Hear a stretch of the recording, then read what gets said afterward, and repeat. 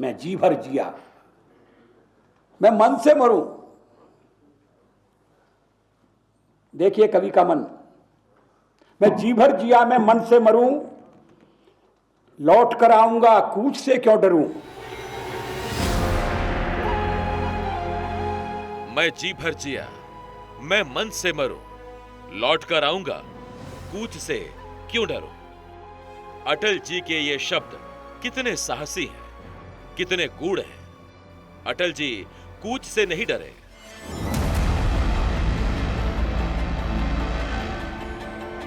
उन जैसे व्यक्तित्व को किसी से डर लगता भी नहीं था। वो ये भी कहते थे, जीवन बंजारों का डेरा, आज यहां कल कहां कूच है, कौन जानता किधर सवेरा। जीवन बीत चला कल कल करते आज हाथ से निकले सारे, कल कल करते आज हाथ से निकले सारे, भूत भविष्यत की चिंता में वर्तमान की बाजी हारे। पहरा कोई काम न आया रसघट रीत चला, जीवन बीत चला। आज अगर अटल जी हमारे बीच होते तो वो अपने जन्मदिन पर नया सवेरा देख रहे होते। मैं वो दिन नहीं भूलता जब उन्होंने मुझे पास बुलाकर अंकवार में भर लिया था और जोर से पीठ में ढोल जमा दी थी। वो स्नेह, वो अपनत्व, वो प्रेम मेरे जीवन का बहुत बड़ा सौभाग्य रहा है। आज 25 दिसंबर का यह दिन भारतीय राजनीति और भारतीय जनमानस के लिए एक तरह से सुशासन का अटल दिवस है।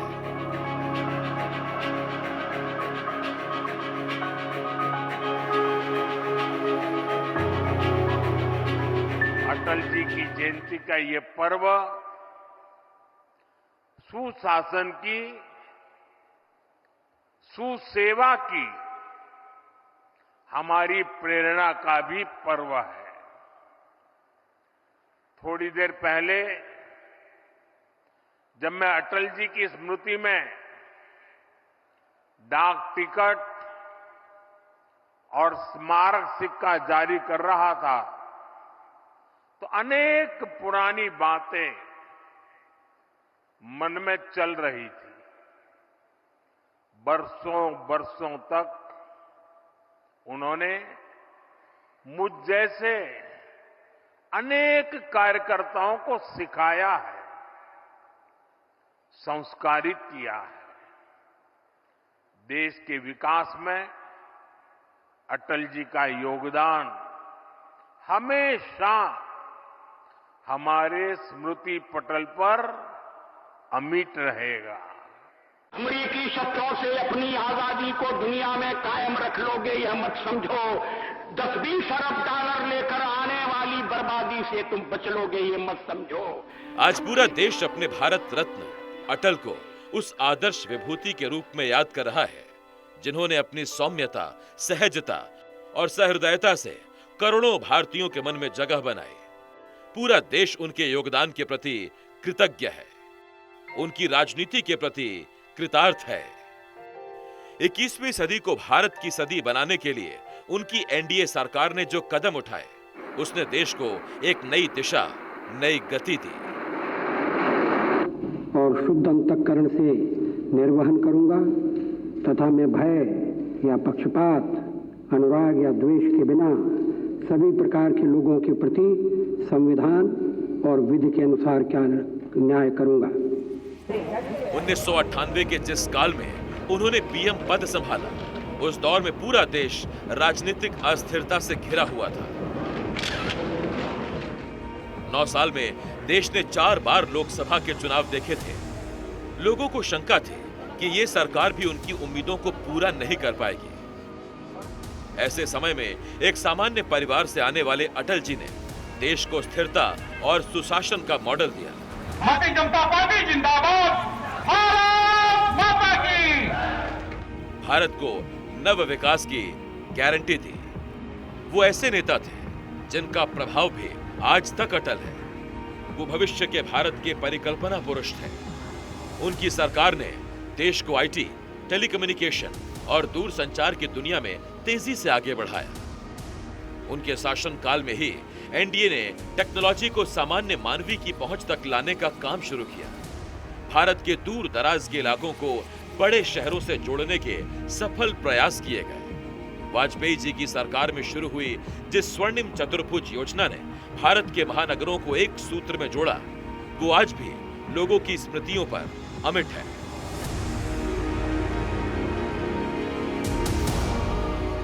जब स्वर्ण चतुष्क आखा देश ने जोड़ो, सागर माला से समुद्र किनारा ने सुशोभित करवो, बंदरों नो विकास करवो, उत्तर से दक्षिण, पूरब से पश्चिम समग्र हिंदुस्तान ने आधुनिक रेल सुविधाओं साथे जीवंत करवाने एक नेम।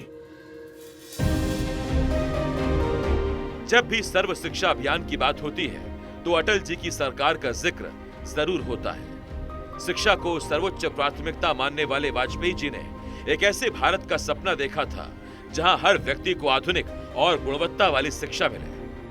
वो चाहते थे भारत के वर्ग यानी ओबीसी, एससी, एसटी, आदिवासी और महिलाएं सभी के लिए शिक्षा सहज और सुलभ बने। अटल जी की सरकार के कई ऐसे अद्भुत और साहसी उदाहरण हैं जिन्हें आज भी हम देशवासी गर्व से याद करते हैं।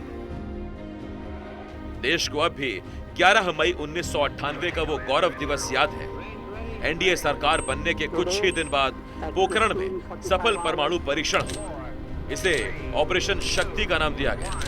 इस परीक्षण के बाद दुनिया भर में भारत के वैज्ञानिकों को लेकर चर्चा होने लगी। India conducted 3 underground nuclear tests in the Pokhran Range.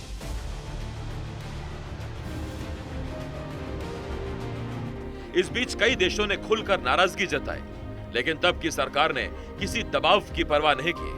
पीछे हटने की जगह 13 मई को न्यूक्लियर टेस्ट का एक और धमाका कर दिया गया।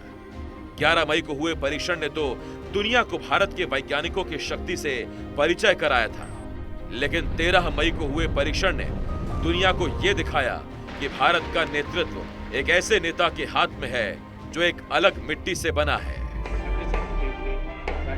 दुनिया की नाराजगी के बाद, इकोनॉमिक सैंक्शन लगने के बाद, हर प्रकार के आर्थिक घेराबंदी करने के बाद यह अटल बिहारी वाजपेयी के नेतृत्व में दम था कि 13 तारीख को दोबारा न्यूक्लियर टेस्ट करके दुनिया को बता दिया हम झुकने वाले लोग नहीं।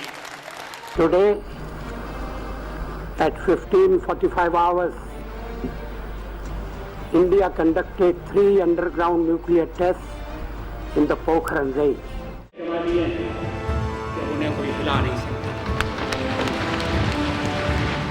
अटल जी ने पूरी दुनिया को यह संदेश दिया, ये पुराना भारत नहीं है। पूरी दुनिया जान चुकी थी कि भारत अब दबाव में आने वाला देश नहीं है। इस परमाणु परीक्षण की वजह से देश पर प्रतिबंध भी लगे, लेकिन देश ने सबका मुकाबला किया। वाजपेयी सरकार के शासनकाल में कई बार सुरक्षा संबंधी चुनौतियां आई। करगिल युद्ध का दौर आया, संसद पर आतंकियों ने कायराना प्रहार किया, अमेरिका के वर्ल्ड ट्रेड सेंटर पर हुए हमले से वैश्विक स्थितियां बदले, लेकिन हर स्थिति में अटल जी के लिए भारत और भारत का हित सर्वोपरि रहा। जब भी आप वाजपेयी जी के व्यक्तित्व के बारे में किसी से बात करेंगे तो वो यही कहेगा कि वो लोगों को अपनी तरफ खींच लेते थे। उनकी बोलने की कला का कोई सानी नहीं था। कविताओं और शब्दों में उनका कोई जवाब नहीं था। विरोधी भी वाजपेयी जी के भाषणों के मुरीद थे। युवा सांसदों के लिए वो चर्चाएं सीखने का माध्यम बनती। हर एक जाति, हर एक धर्म का सब समर्पित हों जिसे, वो लक्ष्य जिसके पास हो, एक नया अभिमान अपने देश पर जन जन में है, एक नया भारत बनाने का इरादा मन में है। और कांग्रेस ने कहा हम तटस्थ रहेंगे, रामाय स्वस्ति रावणाय स्वस्ति, हम तटस्थ रहेंगे। और तटस्थता का कारण ये दिया कि हम विधानसभा में भारतीय जनता पार्टी के साथ वोट नहीं कर सकते। ये संप्रदायवादी हैं, कांग्रेस सेक्युलरवादी है। संप्रदायवादियों के साथ वोट उन्हें करना उन्हें गवारा नहीं है। लेकिन जब देवेगौड़ा की सरकार हटाने का सवाल आया था तो आपने हमारे साथ वोट किया था या नहीं किया था?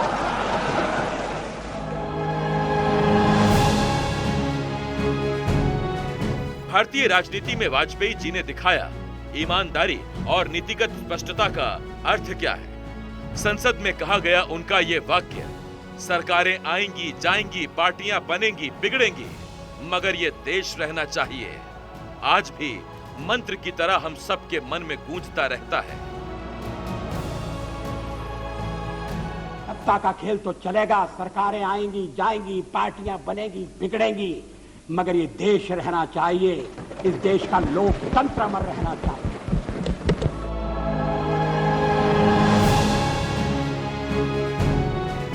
अटल जी भारतीय लोकतंत्र को समझते थे। वो ये भी जानते थे कि लोकतंत्र का मजबूत रहना कितना जरूरी है। आपातकाल के समय उन्होंने दमनकारी कांग्रेस सरकार का जमकर विरोध किया, यातनाएं झेली, जेल जाकर भी संविधान के हित का संकल्प दोहराया। एनडीए की स्थापना के साथ उन्होंने गठबंधन की राजनीति को नए सिरे से परिभाषित किया। हम उनके विरुद्ध उनका उपयोग नहीं करेंगे। वो अनेक दलों को साथ लाए और एनडीए को विकास, देश की प्रगति और क्षेत्रीय आकांक्षाओं का प्रतिनिधि बनाया। पीएम पद पर रहते हुए उन्होंने विपक्ष की आलोचनाओं का जवाब हमेशा बेहतरीन तरीके से दिया। हथियारों का प्रयोग करने में पहल नहीं करेंगे। वो ज्यादातर समय विपक्षी दल में रहे, लेकिन नीतियों का विरोध तर्कों और शब्दों से किया। एक समय उन्हें कांग्रेस ने गद्दार तक कह दिया था। उसके बाद भी उन्होंने कभी असंसदीय शब्दों का इस्तेमाल नहीं किया।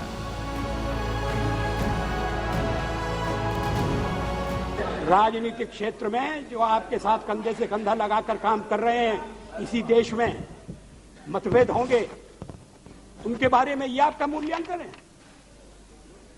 मतभेदों को प्रकट करने का ये तरीका है?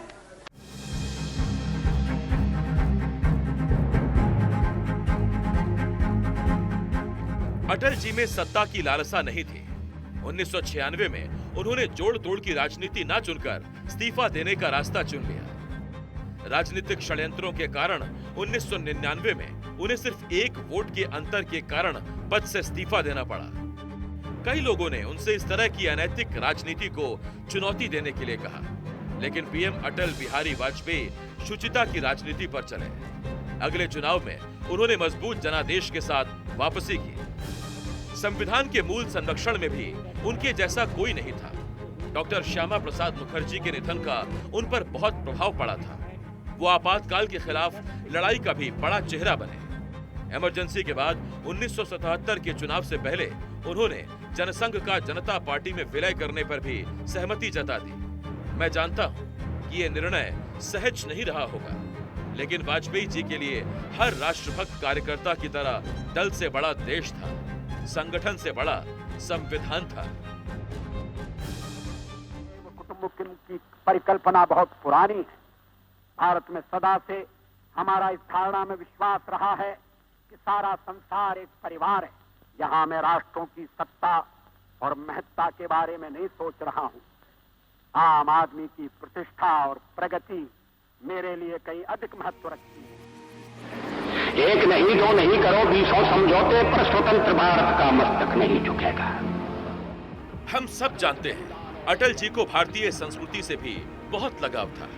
भारत के विदेश मंत्री बनने के बाद जब संयुक्त राष्ट्र संघ में भाषण देने का अवसर आया तो उन्होंने अपनी हिंदी से पूरे देश को खुद से जोड़ा। पहली बार किसी ने हिंदी में संयुक्त राष्ट्र में अपनी बात कही। उन्होंने भारत की विरासत को विश्व पटल पर रखा। चिनगारी का खेल बुरा होता है, इसे मिटाने की साजिश करने वालों से कह दो चिनगारी का खेल बुरा होता है। औरों के घर आग लगाने का जो सपना वह अपने ही घर में सदा खड़ा हो।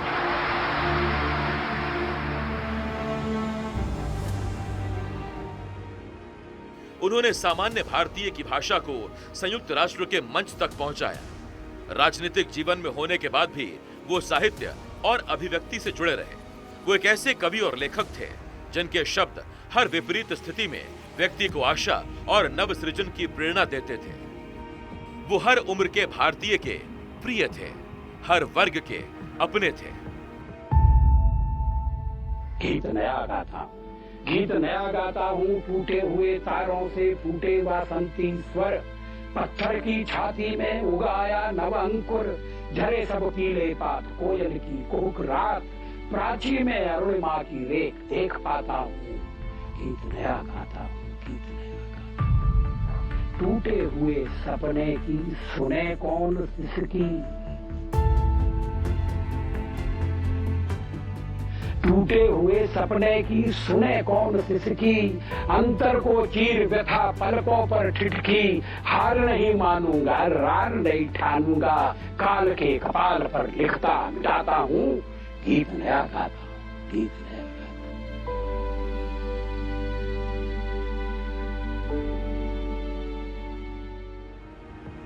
मेरे जैसे भारतीय जनता पार्टी के असंख्य कार्यकर्ताओं को उनसे सीखने का, उनके साथ काम करने का, उनसे संवाद करने का अवसर मिला। अगर आज बीजेपी दुनिया की सबसे बड़ी पार्टी है तो इसका श्रेय उस अटल आधार को है जिस पर यह दृढ़ संगठन खड़ा है। उन्होंने बीजेपी की नींव तब रखी जब कांग्रेस जैसी पार्टी का विकल्प बनना आसान नहीं था। उनका नेतृत्व, उनकी राजनीतिक दक्षता, साहस और लोकतंत्र के प्रति उनके अगाध समर्पण ने बीजेपी को भारत की लोकप्रिय पार्टी के रूप में प्रशस्त किया। श्री लाल कृष्ण आडवाणी और डॉक्टर मुरली मनोहर जोशी जैसे दिग्गजों के साथ उन्होंने पार्टी को अनेक चुनौतियों से निकालकर सफलता के सोपान तक पहुंचाया। जब भी सत्ता और विचारधारा के बीच एक को चुनने की स्थितियां आई, उन्होंने इस चुनाव में विचारधारा को खुले मन से चुन लिया।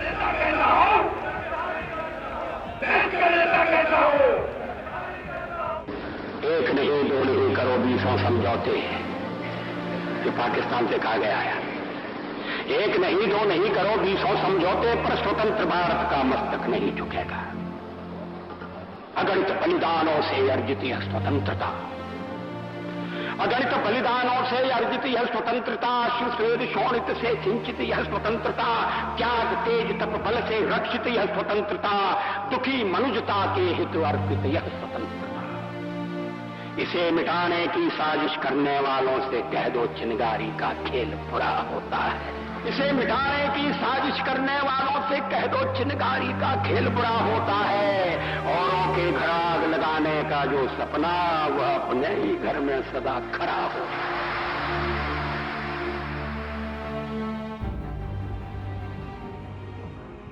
वो देश को ये समझाने में सफल हुए कि कांग्रेस के दृष्टिकोण से अलग एक वैकल्पिक वैश्विक दृष्टिकोण संभव है। ऐसा दृष्टिकोण वास्तव में परिणाम दे सकता है। आज अटल जी का रोपित बीज एक वट वृक्ष बनकर राष्ट्र सेवा की नव पीढ़ी को रच रहा है। अटल जी की 100वीं जयंती भारत में सुशासन के एक राष्ट्र पुरुष की जयंती है। जारी किया जा रहा है। आइए हम सब इस अवसर पर उनके सपनों को साकार करने के लिए मिलकर काम करें। हम एक ऐसे भारत का निर्माण करें जो सुशासन, एकता और गति के अटल सिद्धांतों का प्रतीक हो। मुझे विश्वास है भारत रत्न अटल बिहारी वाजपेयी जी के सिखाए सिद्धांत ऐसे ही हमें भारत को नव प्रगति और समृद्धि के पथ पर प्रशस्त करने की प्रेरणा देते रहेंगे।